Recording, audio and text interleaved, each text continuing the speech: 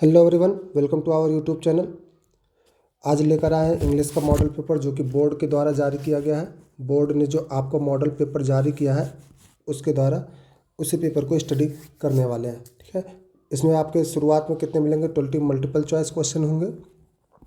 20 multiple choice question है और उसके बाद दो पार्ट में ये है, पार्ट ए और पार्ट बी में डिवाइड है। पार्ट ए में क्या मिलेगा आपको? 20 मल्टीपल चॉइस क्वेश्चन मिलेगा और पार्ट बी में क्या होंगे आपको? डिस्क्रिप्टिव टाइप क्वेश्चंस होंगे, यानी जिसके आंसर राइटिंग वाले, यानी कि आंसर राइटिंग वाले क्वेश्चंस आपको मिलेंगे। ओके, और ये 20 मल्टीपल चॉइस क्वेश्चन आपको कहाँ फिल करना है? OMR पर। कहाँ पर फिल करना है? OMR पर। इस मल्टीपल चॉइस क्वेश्चन में आपके बुक के होंगे, पैराग्राफ के होंगे, ओके, बुक से लिए गए होंगे या कुछ पैराग्राफ से रिलेटेड होंगे एंड कुछ ग्रामर पोर्शन होंगे। क्लियर? चलिए स्टार्ट करते हैं, देखते हैं किस तरीके का पेपर आपका बोर्ड में, यानी कि 1 मार्च को आने वाला है। 1 मार्च को आपका बोर्ड का पेपर किस तरीके का आने वाला है ये हम देखते हैं। चलिए स्टार्ट करते हैं। पार्ट ए है आपका। इसमें क्या दिया गया है? एक पैराग्राफ है आपके पास। स्टार्टिंग में क्या दिया गया है? एक पैराग्राफ है और इस पैराग्राफ से रिलेटेड कुछ क्वेश्चंस होंगे। देखते हैं कितने क्वेश्चंस पूछे गए हैं। 1 है, 2, 3 और यहाँ 4 to 8 है, जहाँ करेक्ट ऑप्शन आपको चूज करना है। ये आपके ग्रामर पोर्शन से हो जाएंगे। 4 to 8 क्वेश्चंस, यानी यहाँ तक। और 9 to 10 ये आपके फिर एक पैराग्राफ से रिलेटेड क्वेश्चन होगा। ठीक है, और ये 2 क्वेश्चन इधर हो जाएंगे। नेक्स्ट 11 से 13 आपको फिर जो है करेक्ट ऑप्शन चूज करना है, ग्रामर पोर्शन से या कुछ बुक से रिलेटेड होगा। ओके, नेक्स्ट क्वेश्चन 14 से 15 यानी 2 क्वेश्चन फिर आपके थोड़े से पैराग्राफ से रिलेटेड है। नेक्स्ट जो है फिर से आपको यहाँ पर 16 से 20 फिर से क्या करना है? करेक्ट ऑप्शन चूज करना है। Clear?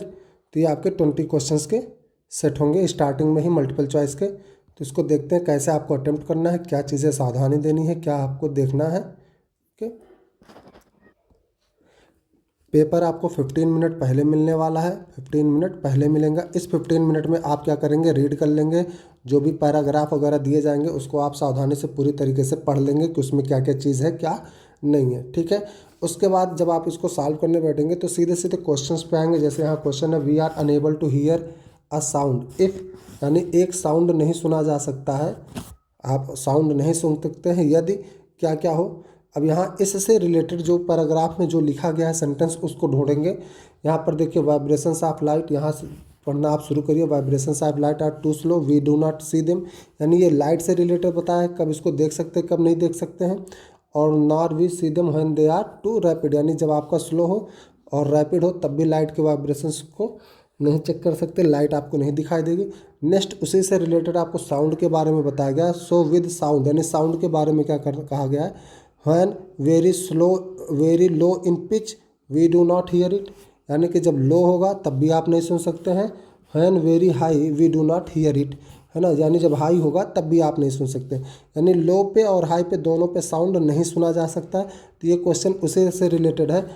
Enable to hear a sound if it is low, it is too high, यानी पिच इनके क्या हों, अगर लो होंगे और हाई होंगे तब भी आप इनको नहीं सुन सकते, यानी both option A and B is the correct answer. Okay, next question क्या दिया है? The two streams are alike, यानी 2 स्ट्रीम्स एलाइक हैं। 2 इंड जो है, दो किसी चीज़ का दोनों छोर या अंत या अधिकता जो है एक जैसा होता है। कैसा होता है? इसका मीनिंग आपको बताना है। मीनिंग आप यहीं से देख के ही समझ सकते हैं कि क्या बात कहा जा रहा है। एक्सट्रीम्स पॉजिटिव इज बेटर, देखिए अब ये दोनों की बात कर रहा है तो एक जैसा होगा, तो पॉजिटिव बेटर और एक्सट्रीम निगेटिव से नहीं हो सकता, तो पहला ऑप्शन नहीं होगा। Excess of anything is not good, ये सेंस आपका अच्छा दे रहा है कि किसी भी चीज़ की अधिकता जो है बहुत अच्छा नहीं होता है। नेक्स्ट देखते हैं, we get almost the same result in the both the situation, दोनों सिचुएशन में आप अच्छा रिजल्ट नहीं पा सकते। कहा जाता है ना, किसी चीज़ की अधिकता हो जाती है तो दोनों नुकसानदेह होता है, तो इसलिए नॉट गुड आपका करेक्ट माना जाएगा। तो option number B is the correct answer. Next question number 3 क्या है? देखिए यहाँ पैसेज में एक वर्ड आया है स्लो। क्या आया है? स्लो। इसका क्या बताना है? अपोजिट बताना है, यानी कि विलोम बताना है। क्या बताना है? विलोम। और इसी तरीके से पेपर बनेंगे आपके, जो भी बनने हैं, पैराग्राफ रहेंगे, सिनोनिम, अपोजिट, ये सब आपके दिए जाएंगे वहीं से ही रिलेटेड। अब इसका अपोजिट क्या होगा? स्लो मतलब क्या होता है? धीमा। स्लो मतलब धीमा, और आज धीमा का अपोजिट हो जाएगा तेज। क्या हो जाएगा? तेज, यानी कि रैपिड। क्या होगा? रैपिड इसका अपोजिट हो जाएगा। स्लो का अपोजिट क्या हो जाएगा? रैपिड। ओके, तो ये आपके 3 क्वेश्चन पैराग्राफ से रिलेटेड। नेक्स्ट देखिए क्या दिया है आपको, करेक्ट ऑप्शन सेलेक्ट करना है। क्या करना है? करेक्ट ऑप्शन सेलेक्ट करना है। अब इस ऑप्शन पे आप क्या करेंगे, यहाँ पर आपको जो भी ये 4 ऑप्शन दिए गए उसके अकॉर्डिंग आपको बताना होगा कौन सा करेक्ट होगा। I there with my parents. Okay, तो यहाँ 4 ऑप्शन है, will go, went, had gone और ABC। कोई भी आप भर दीजिए, यानी तीनों सही चला जाए। तो यहाँ पर हमारा क्या आंसर हो सकता है? तो इसका correct answer option number D हो जाएगा। क्यों? क्योंकि यहाँ पर आपका विल गो भी अलाउड हो जाएगा, आई विल गो या I went, okay, I had gone, तीनों ऑप्शन आपका यहाँ पर हो जाएगा। तीनों का अलग अलग सेंस आएगा। जैसे क्या हो जाएगा? I will go there with my parents, यानी मैं वहाँ पर अपने माता पिता के साथ जाऊँगा। या I went there with my parents, तो I went there with my parents का मतलब मैं वहाँ पर अपने माता पिता के साथ गया। I had gone with their with my parents मतलब मैं वहाँ गया था।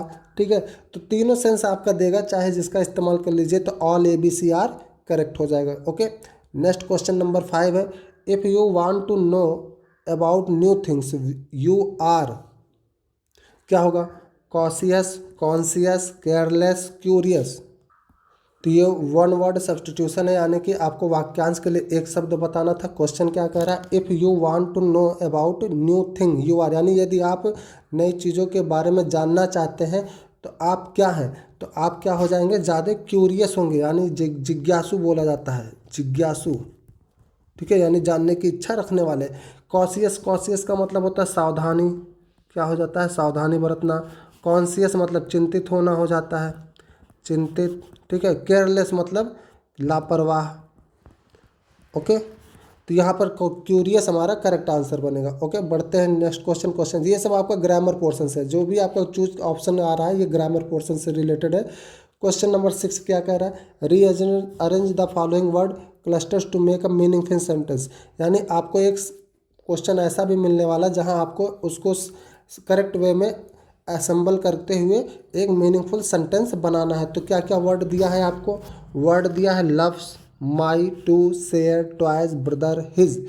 ओके, और यहाँ 4 ऑप्शन दिया है, my toys loves to share his brother, brother loves his toys to my share, my brother loves to share his toys to share my brother his toys loves.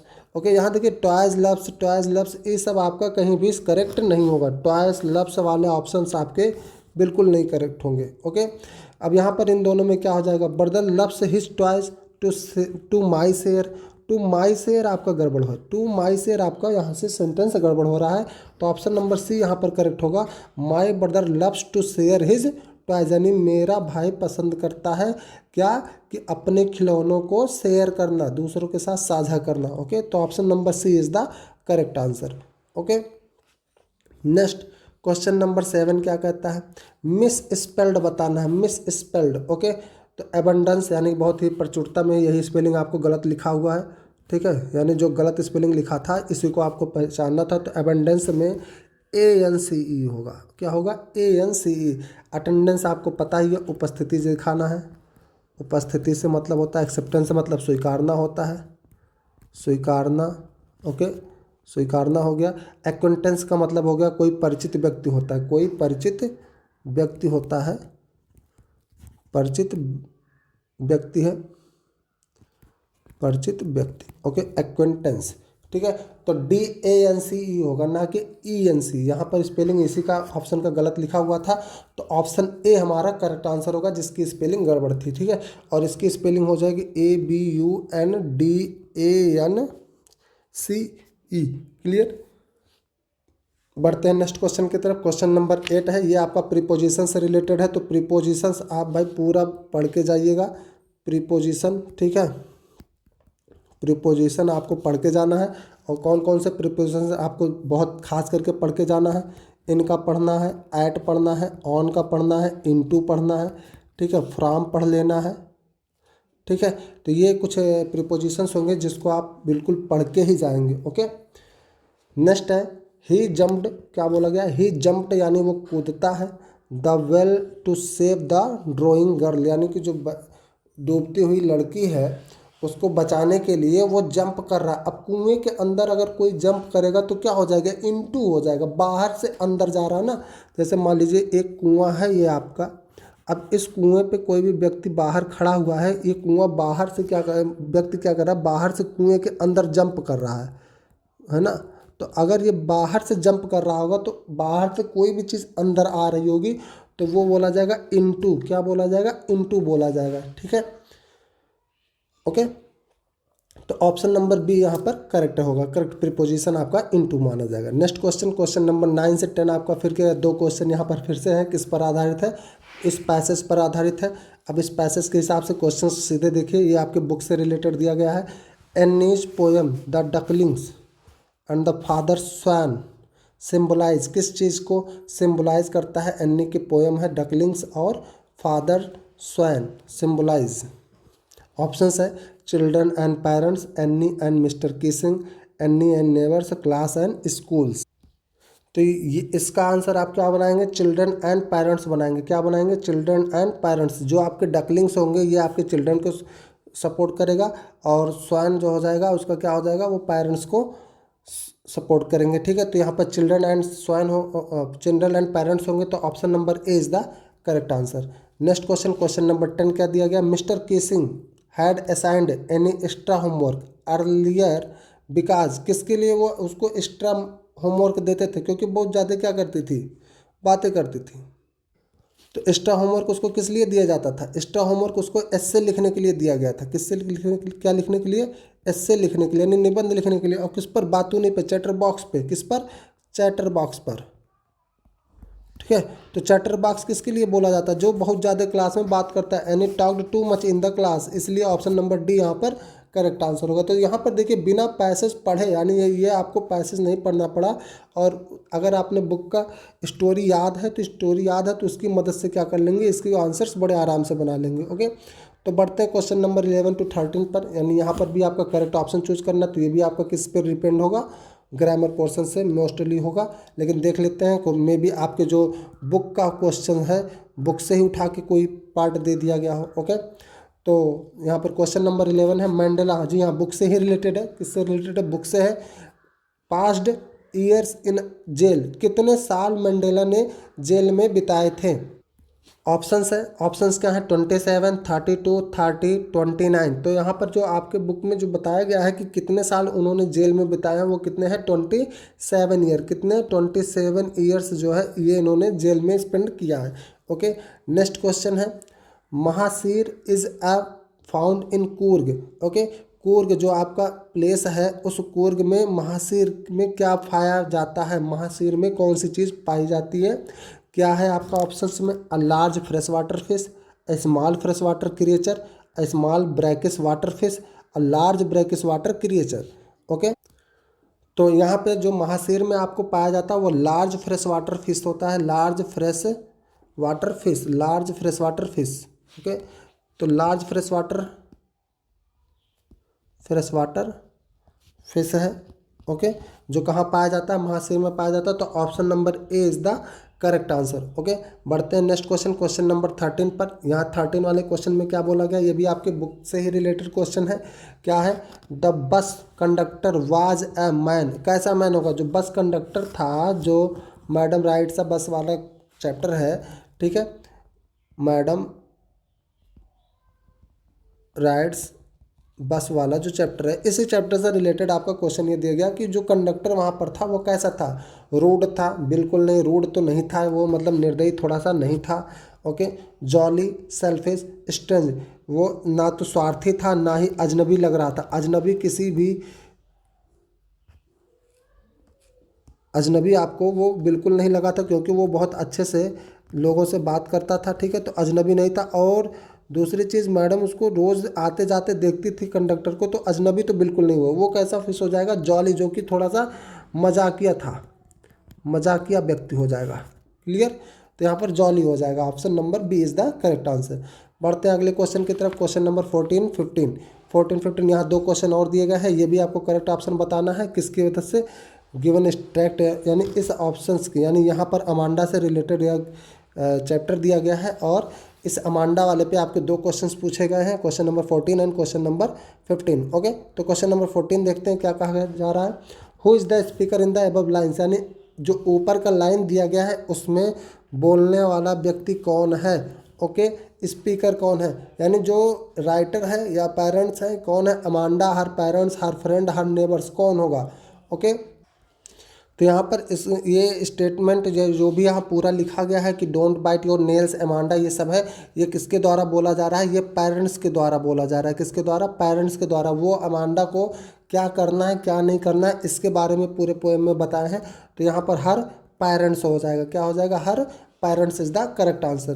Question number 15 देखते हैं क्या कहता है। Question number 15 कहता है the speaker is speaking like this because, तो speaker is speaking like this, अब मतलब स्पीकर ने क्यों ऐसा बोला, वो क्यों बोला, अमांडा के बारे में ऐसी बातें क्यों बोला गया है। तो पहला ऑप्शन है अमांडा इज अनरूली गर्ल, बिल्कुल ठीक बात बोल रहा है कि ये थोड़ी सी अनुशासनहीन व्यक्ति थी, अनुशासनहीनता थी इसके अंदर, यानी ये किस तरीके से रहना है क्या नहीं करना है ये सब थोड़ा सा नहीं ध्यान देती थी। तो ये विदाउट डिसिप्लिन वाली गर्ल थी, इसीलिए वहाँ पर स्पीकर ने ऐसा बोला। स्पीकर यानी कि कौन, उसके पेरेंट्स ने उसको रोका टोका है। ठीक है, ओके, तो ये ऑप्शन हमारा यहाँ पर करेक्ट हो जाएगा। बाकी ऑप्शंस आपको देखना ही नहीं है, ध्यान ही नहीं देना है। ठीक है, इंस्ट्रक्शन वगैरह नहीं दिए जा रहे थे बिहेव बेटर करने के लिए। He wants to scold Amanda, नहीं, डांटना फटकारना बिल्कुल नहीं था। रिमेन्स अनटेडी, ठीक है, तो ये सब आपके ऑप्शंस नहीं होंगे। क्लियर, तो क्वेश्चन नंबर 16 से 20 आप चलते हैं, क्या दिया जा रहा है यहाँ पर, करेक्ट ऑप्शन चूज करना है। ओके, ये भी आपका बुक से रिलेटेड क्वेश्चन आ रहा है, बुक से रिलेटेड ही है। ठीक है, तो स्टोरी अगर पता रहेगा तो स्टोरी पता रहेगा तो आप क्वेश्चंस का जवाब बहुत आसानी से दे लेंगे। क्या बोला जा रहा है यहाँ पर, it was a temptation to keep Tricki on as a permanent guest because, क्या Mrs Pumphrey did not want Tricki back, ये गलत बात है। Tricki did not create problems, ये भी गलत है। Tricki was not recovering fast, ये भी। Mrs Pumphrey sent a lot of eatables that the doctors enjoyed, okay, ये बात यहाँ पर बिल्कुल सही है। ठीक है, क्यों, क्योंकि मिसेस पेम्परेरी क्या करती थी, ट्रिक्की को खाने के लिए बहुत ही ढेर सारी मात्रा में, लॉट ऑफ इटेबल्स फूड्स, बहुत ढेर सारा खाना ड्रिंक्स वगैरह वहाँ पर सर्व करती थी, उसके लिए पहुँचाती थी, जिसको डॉक्टर्स भी इंजॉय करते थे। ठीक है, और अच्छे अच्छे क्वालिटीज़ के भेजते थे। तो वो चाहते थे कि ट्रिक्की यहाँ पर अगर परमानेंट गेस्ट बन के रह जाए तो उनके लिए खाने पीने के लिए बहुत अच्छे सामान मिलते रहेंगे और फ्री का रहेगा। क्लियर, तो ये वहाँ पर option number D is the correct answer. Next question number 17 है अनिल टॉट हरि सिंह टू, किसके लिए बोला गया था, अनिल टॉट हरि सिंह, हरि सिंह को क्या चीज़ सिखाया जा रहा था, कुक एंड राइट यानी खाना पकाना और लिखना। Cook, right and add numbers, ये भी ठीक है। राइट केवल लिखना, कुक एंड ऐड नंबर्स। ठीक है, तो इनमें से क्या करना वो सिखा रहा था, ये आपको बताना है। ओके, तो इन चारों ऑप्शंस में से जो आपका करेक्ट आंसर जाएगा वो क्या जाएगा, कुक एंड राइट। वो केवल और केवल हरि सिंह को क्या कर रहा था, कुक एंड राइट करना ही सिखा रहा था। ठीक है, ऐड नंबर वो नहीं सिखा रहा था। ठीक है, तो ऐड नंबर वाला यहाँ ऑप्शन यहाँ पर गड़बड़ हो जाएगा, तो इसकी वजह से ये यहाँ गलत हो गया, यहाँ गलत हो गया। और सिर्फ राइट करना भी नहीं सिखाते, खाना बनाना भी सिखा रहा था। ठीक है, तो दोनों चीज़ें उसको सिखा रहा था, खाना बनाना और लिखना। ओके, नेक्स्ट क्वेश्चन नंबर 18 है the book gifted to Ebright by his mother was. Options है, ऑप्शंस क्या है, travels of monarch butterflies, history of monarch butterflies, travels of butterfly, the travels of monarch X. तो यहाँ पर जो option correct होगा the travels of monarch X, ये option number D यहाँ पर करेक्ट ऑप्शन होगा। ठीक है, बटरफ्लाइज का कहीं भी जिक्र नहीं हुआ, जो बुक में था, बुक में कहीं भी बटरफ्लाइज शब्द का जिक्र नहीं था। तो the travels of monarch x इस नाम का बुक वहाँ पर उसकी माँ ने इब्राइट को गिफ्ट किया था। ओके, क्वेश्चन नंबर 19 है। 19 क्या कहता है, देखिए, which of the following combination describes Matilda. Matilda को कौन से कॉम्बिनेशन ऑफ वर्ड जो है डिस्क्राइब कर रहे हैं। रिच, रिच तो बिल्कुल नहीं थी। तो यहाँ पर जो भी ऑप्शंस दिए गए जहाँ पर रिच बोला जा रहा है, मटिल्डा आपकी रिच नहीं थी, तो ए और डी ऑप्शन यहाँ पर कैंसिल हो जाएगा। फैशनेबल थी, बिल्कुल एम्बिशियस थी, और मिडिल क्लास की थी। कैसी थी, मिडिल क्लास की रहने वाली ये मटिल्डा थी। तो ऑप्शन नंबर बी हमारा यहाँ पर करेक्ट ऑप्शन होगा। ओके, तो ये क्वेश्चन नंबर 19 था मटिल्डा से related. Okay, next question, question number 20 जो कि भोली वाले चैप्टर से है। ओके, तो भोली क्या कह रहा है, was sent to school because, Bholi को स्कूल क्यों भेजा गया था। ओके, ऑप्शन है her father felt compelled to do so, her mother wanted her to get educated, everybody else sent his daughter to school, it was necessary for her marriage. तो options आपके यहाँ पर दिए रखे हैं, क्या दे रखे हैं, her father felt compelled to do so, जी नहीं। अगर इस बात पर आप ध्यान दें तो वो खुद से नहीं करना चाहता था, उसके अंदर की वो मनोकामना नहीं थी। हाँ वो ठीक है, वो अधिकारियों से वादा कर चुके थे कि उनको जो है भेजना चाहिए, वो खुद भेजेंगे, ठीक है। बट मोस्ट रीज़न जो होगा, देखिए इसकी मम्मी जो है कभी नहीं चाहती थी पढ़े लिखे, और एवरीबॉडी से कोई मतलब नहीं था, बाहरी पड़ोस के लोगों से कोई मतलब नहीं था कि वो स्कूल भेज रहे हैं या नहीं भेज रहे हैं।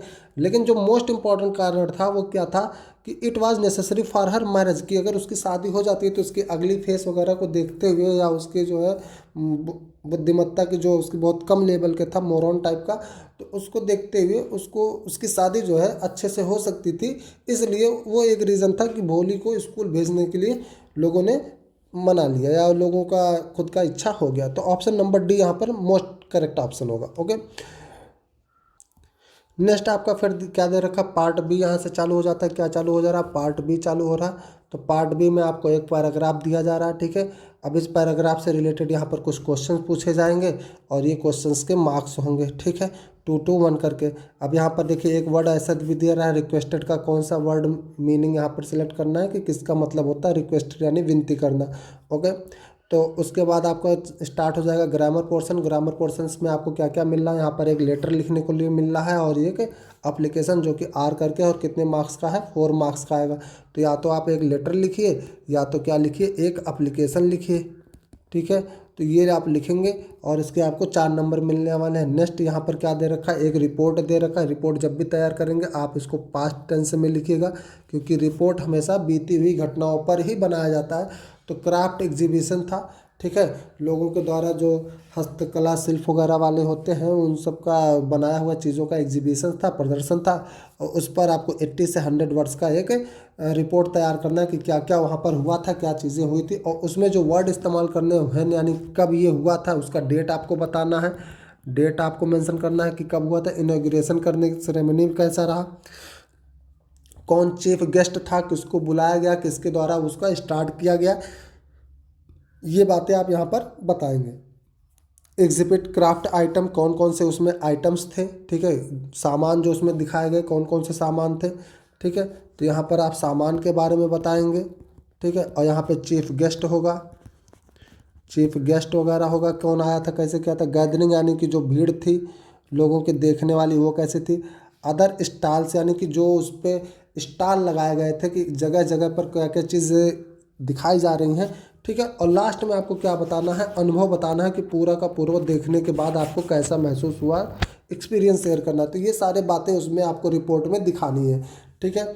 अब ये सब हेडिंग के तौर पे नहीं होता है, इन सबसे रिलेटेड जो इन्फॉर्मेशन वो आपके वहाँ पर रिपोर्ट में दिखना चाहिए, ठीक है। अब ये हेडिंग नहीं डाले जाते रिपोर्ट वगैरह में, ये सब बातें वहाँ पर बीच में आना चाहिए, उससे रिलेटेड जानकारी वहाँ पर अवेलेबल होना चाहिए, ठीक है। या फिर आपको यहाँ पर दिखाना है एडवांटेज या डिसएडवांटेज ऑफ इंटरनेट दिखाना है 80-100 वर्ड्स में। यहाँ इंटरनेट के कई सारे दे रखे, communication forum, social attention, cyber crime, internet addiction, online courses, entertainment या ऑनलाइन शॉपिंग, ये इंटरनेट के कई सारे यूजेस दे रखे हैं। अब इसका आपको एडवांटेज भी बताना है, एडवांटेज भी बताना है, और डिसएडवांटेज, ओके, डिसएडवांटेज भी बताना है, यानी कि कुछ लाभ बताना है और हानियाँ भी गिनानी है, ठीक है। तो हानियाँ भी बताएंगे आप और लाभ भी बताएंगे कि दोनों के इस्तेमाल करने से क्या फ़ायदे हैं, क्या नुकसान है, और इसके बारे में आपको एक आर्टिकल लिखना है। क्या लिखना है, आर्टिकल लिखना है, ठीक है। तो आर्टिकल आप जो है प्रेजेंट टेंस में भी पूरा लिख सकते हैं, प्रेजेंट टेंस का इस्तेमाल करते हुए आप वहाँ पर लिख सकते हैं कि क्या क्या वहाँ पर फ़ायदे वाली चीज़ें हैं, क्या गलती कर सकते हैं, और इन सारे वर्ड को या फ्रेम को आप उसमें समेटेंगे कि ये सारे पार्ट वहाँ पर होंगे, ठीक है। नेक्स्ट इसके बाद जो आपका पोर्शन दिया रहेगा वो कौन सा दिया रहेगा, ग्रामर का पोर्शन रहेगा। कौन सा पोर्शन है आपके पास, ग्रामर का पोर्शन है। और ग्रामर में आपको क्या चीज़ आएंगे, डू एज डायरेक्ट टाइप का मिल जाएगा, यानी कि इनडायरेक्ट टेंसेस मिल जाएंगे, और एक्टिव पैसिव मिलेगा। ठीक है, फिर पंचुएट आएगा, यहाँ पे कॉमा, इन्वर्टेड कॉमा ये सब का लगाना है, और एक क्या मिलेगा आपको, ट्रांसलेट करने के लिए मिलेगा। तो ये ट्रांसलेट आपका 4 मार्क्स का होगा। ठीक है, जिसको यहाँ पे हिंदी में लिखा गया, और इस हिंदी वाली बात को क्या कर देना है आपको, इंग्लिश में कन्वर्ट करके लिखना है। ओके, और यहाँ पर टेंस का इस्तेमाल करते हुए ध्यान में रखेंगे, जैसे यह सब आपका पास्ट टेंस में है। ओके, मिलने आ गया, ये सब पास्ट टेंस में है, और ये सब आपको प्रेजेंट में आपको दिखा देना है। ठीक है, तो यहाँ पर देख लेते हैं हम लोग क्या इनडायरेक्ट और डायरेक्ट को कैसे बदलेंगे। जैसे क्या क्वेश्चन बोला गया है यहाँ पर, तो पहला आपका दिया है Kiran said to her mother. Kiran said to her mother यानी किरण ने अपनी मम्मी से कहा, माँ से कहा, प्लीज़ यानी कृपया, अलाउ मी टू प्ले, कृपया मुझे खेलने की अनुमति दे। ठीक है, तो इसको आप कन्वर्ट करके ते हुए क्या लिखेंगे, किरण देखिए यहाँ प्लीज़ लग गया है, तो प्लीज़ लग गया है, तो इसका आपको क्या बनाएंगे, रिक्वेस्टेड बनाएंगे। क्या बनाएंगे, रिक्वेस्टेड। अब रिक्वेस्टेड टू हर कर दीजिए, टू हर मदर कर दीजिए, या टू हर ही करके छोड़ दीजिए, कोई दिक्कत नहीं है उसमें। वहाँ पर दोनों की दोनों बातें सेम बनेंगी। Requested to her, requested her. Okay, एक मिनट, यहाँ टू नहीं होगा, पहले आप रिक्वेस्टेड हर करिए डायरेक्ट। किरण रिक्वेस्टेड हर या रिक्वेस्टेड टू हर मदर, दोनों बातें आ जाती। अगर मैं छोटा कम जगह था इसलिए टू हर डायरेक्ट हर कर देते हैं। ओके, तो Kiran requested her to allow her to play. ठीक है, ये आप डायरेक्ट लिख सकते हैं इसको, या फिर आप इसी को क्या बना सकते हैं, requested her, Kiran requested to her mother to allow her to play. Okay, तो ये आपका हो जाएगा इनडायरेक्ट में। क्लियर। नेक्स्ट आपको पैसिव वॉइस बदलने के लिए कहा गया है। तो पैसिव वॉइस जब भी बदला जाता है, तो आपका जैसे प्रेजेंट में है, तो प्रेजेंट इंडेफिनिट है, तो किसको किस में बदल देते हैं, प्रेजेंट कंटिन्यूअस टाइप का। इस तरीके से आगे आप बढ़ाते लेके चले जाते हैं। ठीक है, ओके। तो क्या दिया है, I know you very well, I know you very well यानी मैं तुम्हें अच्छे से जानती हूँ। तो इसको पैसिव में बनाएंगे तो क्या कर देंगे, वर्ब को आपको थर्ड फॉर्म में लेके चले जाना है, और सब्जेक्ट ऑब्जेक्ट आपस में बदल जाना है। तो क्या हो जाएगा, यू आर, यू से स्टार्ट करिए, ये आपका ऑब्जेक्ट है। ठीक है, इसको हम शुरुआत में ले लेंगे, तो शुरुआत में लेंगे तो इसका हो जाएगा यू आर। अब ये प्रेजेंट का कौन सा टेंस है, प्रेजेंट का इंडेफिनिट है, तो प्रेजेंट के इंडेफिनिट को किस में ले जाएंगे, प्रेजेंट के कंटिन्यूअस में, तो कंटिन्यूअस में ले जाएंगे तो आर हो जाएगा वहाँ पर। ठीक है, तो you are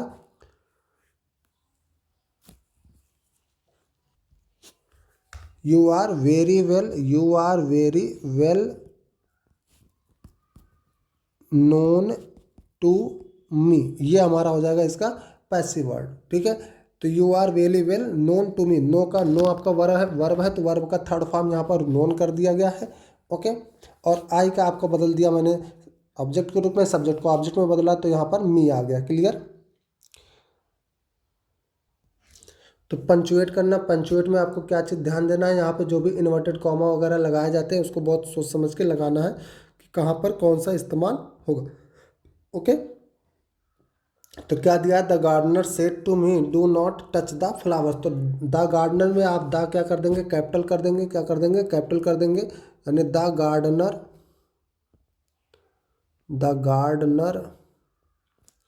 said to me, यहाँ कॉमा लगाइए, फिर इन्वर्टेड कॉमा लगाइए, उसके बाद में डू नॉट को डोंट भी लिख सकते हैं।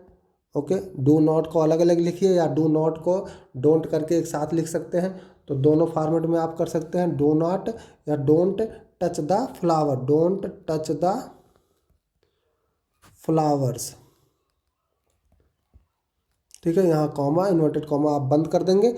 ओके, तो ये हमारा हो जाएगा पंचुएशन, यानी यहाँ पर द कैपिटल हो जाएगा, गार्डनर सेड टू मी यहाँ हो जाएगा, और डू को डी कैपिटल कर दीजिए, do not touch the flowers या इन्वर्टेड कॉमा, यहाँ फुल स्टॉप लगाइए। ठीक है, तो ये हमारा इसका पंचुएशन हो जाएगा। ओके, तो ये सारे के सारे क्वेश्चन कितने मार्क्स के मिलेंगे आपको, 2-2 मार्क्स के मिलेंगे, यानी एक ग्रामर आप सही कर रहे हैं, एक डायरेक्ट इनडायरेक्ट सही बना रहे हैं, या एक एक्टिव पैसिव आप सही कर रहे हैं, तो आपको 2 नंबर यहाँ पर बड़ी आसानी से मिल जाएगा। उसके बाद में ये आपका ट्रांसलेशन है, ट्रांसलेशन जो कि आप आसानी से बना सकते हैं, इसमें बहुत ज़्यादा ताम झाम करना नहीं है। 3-4 सेंटेंस होंगे, मोस्टली कितने सेंटेंस होंगे, 4 सेंटेंस होंगे, 4 पे ही आपका ख़त्म हो जाना है। 4 सेंटेंस लिखिए और एक सेंटेंस का 1 मार्क्स आपको मिल जाएगा। तो ये टोटल 4 नंबर के होंगे। उसके बाद में आपका लिटरेचर आ जाएगा, जहाँ पर ये क्वेश्चन आंसर्स होंगे जो आपके बुक से रिलेटेड होंगे। तो ये बुक से रिलेटेड क्वेश्चंस आंसर आएंगे और इससे से रिलेटेड कुछ पैराग्राफ वगैरह जो भी होगा ये आप यहाँ लिख के आंसर यहाँ पे ख़त्म हो जाएगा। तो ये आपके पूरे पेपर का स्ट्रक्चर होने वाला है, ठीक है। होप आप लोग पूरी तरीके से समझ गए होंगे और इसी तरीके से पेपर को तैयार करते हुए जाएंगे। बहुत ज़्यादा एक्स्ट्रा पढ़ने की ज़रूरत नहीं है, क्योंकि जो भी आप यहाँ पे ऑब्जेक्टिव टाइप क्वेश्चंस आने वाले हैं वो सब आपके बहुत ही सेलेक्टेड नहीं होंगे, बहुत नॉर्मल क्वेश्चंस होंगे जो आप बुक से पैराग्राफ से देखते हुए आसानी से बना सकते। तो बहुत ज़्यादा पैनिक नहीं होना है, ठीक है। कॉन्फिडेंस के साथ जाइए, आप पेपर पूरी तरीके से अच्छे से बना लेंगे। Okay, all the best for your board exams. Okay, have you good luck. Thank you.